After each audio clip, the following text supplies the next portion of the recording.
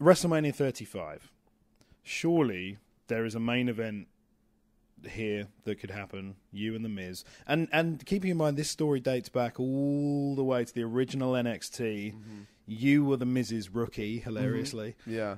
You know, there is such an potentially the greatest story WWE has ever told over a long period of time. Imagine that video package going into a main event match at WrestleMania. Is that something you're up for? I am definitely up for it. My question, you asked me that question. I will answer it with a question. Do you trust WWE with telling that story from now until WrestleMania 35? like what in the last several years has shown to you that something like that is possible here, and for it to be okay? I will reply to that question. My answer is the last time they did that successfully over a long period of time was you in the build-up to WrestleMania 30. So if you're involved, you're the key ingredient here. Yeah, surely. If something accidentally happens, and if they've got no control over it, then if they've got no do control over it, it's possible that it can happen. But oh no, your ears do not deceive you. What you just heard was in fact Daniel Bryan during an interview with Gorilla Position. Very recent, criticizing, casting doubt, not trusting his own company's creative team to carry Miz and Bryan to WrestleMania 35. A feud that should be handed to them on a silver platter, going into WrestleMania 35 of all things. Oh, but Bryan says, and it's interesting that we've reached this point with the WWE. See, it's one thing to hear your boy, Alyx Man, criticize WWE's creative team. I'm just a guy with a webcam talking to you on YouTube. Never wrestled a day before in my life. It's another thing for wrestlers outside of WWE to criticize their creative team. Because it's one thing if you're working on the indies or in a different company where things work differently. Then you get here in WWE and things change. But it's a totally different story when it's a guy who isn't just some hammer that does dark matches or low-card, mid-card matches. Daniel Bryan is a former WWE champion, multiple-time WWE champion who main evented WrestleMania. And here he is basically saying, I don't trust the WWE to handle a feud between me and The Miz that's been given to them on a silver platter dating back to 2010. All the stuff between Miz and Bryan. Miz mocking Bryan for not being able to wrestle and going back to bingo halls. Bryan mocking Miz for being a bad wrestler, not being deserving of his spot. And he doesn't think creative is creative enough to carry it to WrestleMania. How does that make you feel? Does this validate your concerns about WWE's creative team?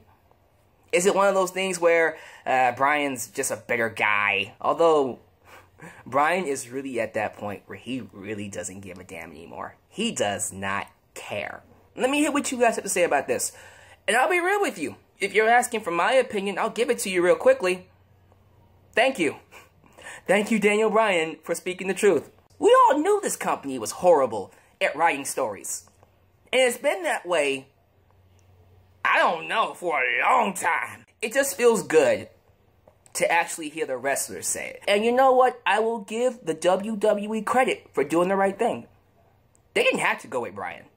They did not have to change anything. They could have gone with Randy Orton and Batista, stuck to that disaster of a main event that would have easily been one of the worst matches in WrestleMania history. But they did the right thing. They did the right thing and went with Bryan.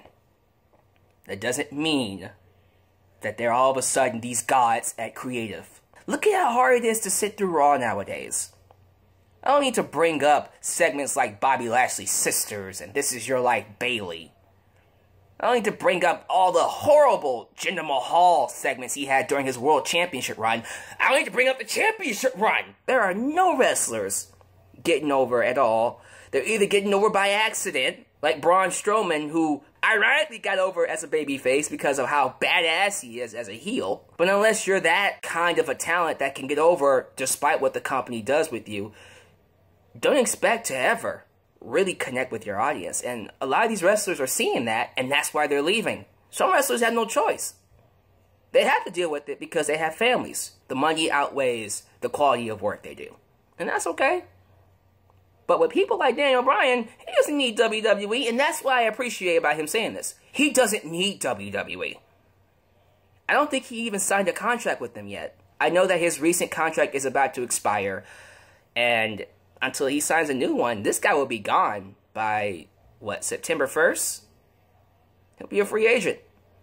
So to him, he doesn't need to stay in WWE. If he stays, it's because he wants to. What are you going to do to him?